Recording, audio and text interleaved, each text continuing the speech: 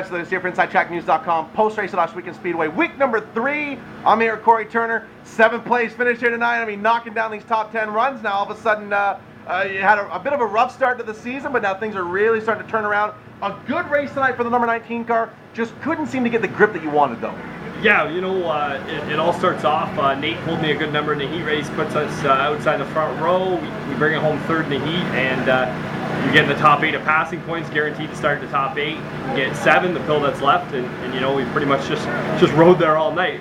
Gained a spot, lost a spot, gained a spot, lost a spot, and just had a car that was a little bit on the loose side and just lacked a little drive off. But other than that, you know, car ran good, crew did a great job, and we're back here in one piece, and good points night for us. You mentioned coming into this race that getting into the redraw was going to make all the difference. You were able to do that tonight for the first time, and did it make all the difference? I mean, did that really play a huge role in how the night went on for you? You know what, we had enough cautions today. We had 2 cautions that it would have been easier to come up through the field. It's when you have an early caution on lap 1, lap 2.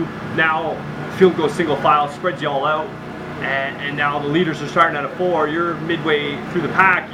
You're down the backstretch. They're already screaming into turn 1, right? So yeah, it makes a huge difference. You only start, you know, in the 4th row. It makes it you can see the front, and that's always a good feeling.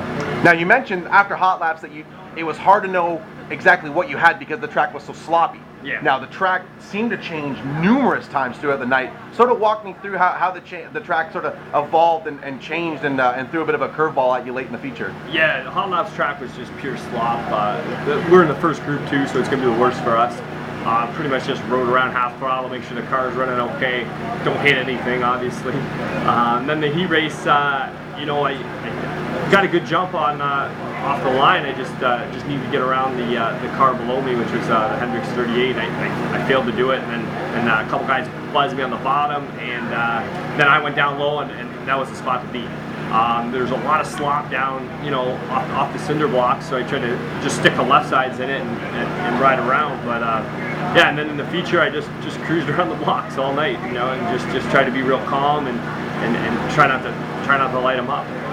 Now, with a performance like tonight, and you match it with the 6th place run last week, all of a sudden it really feels as though you're firing on all cylinders and everything's moving in the right direction. It's got to give you a ton of confidence now entering the month of June, because now the schedule's really going to start to pick up and things are going to start to get a little hectic around the Turner race shop. Yeah, you know, we're going to a car show tomorrow, Touch a Truck out in Ancaster, so that should be fun. See some of our fans, hand out some Ohsweken schedules, get some more fans out here.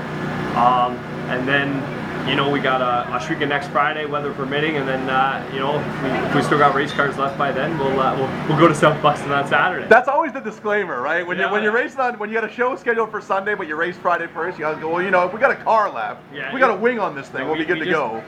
We got lots of equipment, but we don't want to count our chickens before they hatch, per se. I get that entirely. None of this happens. None of this equipment gets bought without the marketing partners behind the scenes, and none of it gets installed without the good folks that come to the shop every week. Oh, show some love to the people that make all this happen every Friday. We got a great crew behind us. They drink a lot of beer, but they're good people. And that's why we buy it by the skid. Yeah, that's why we get it by the skid.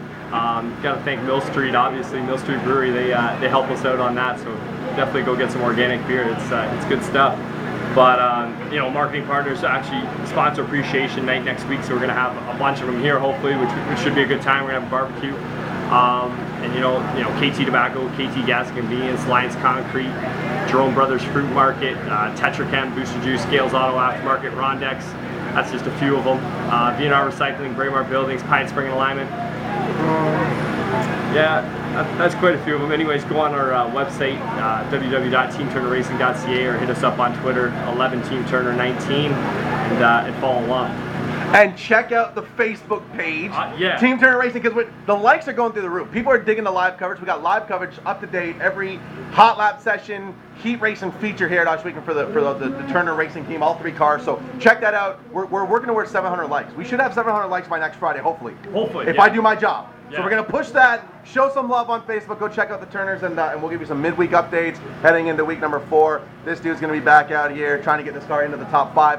Cory, thank you so much for the time. Thank you. Go ahead and put some more Go Fast parts on this car, and we'll check back in with you next Friday night. Sounds good.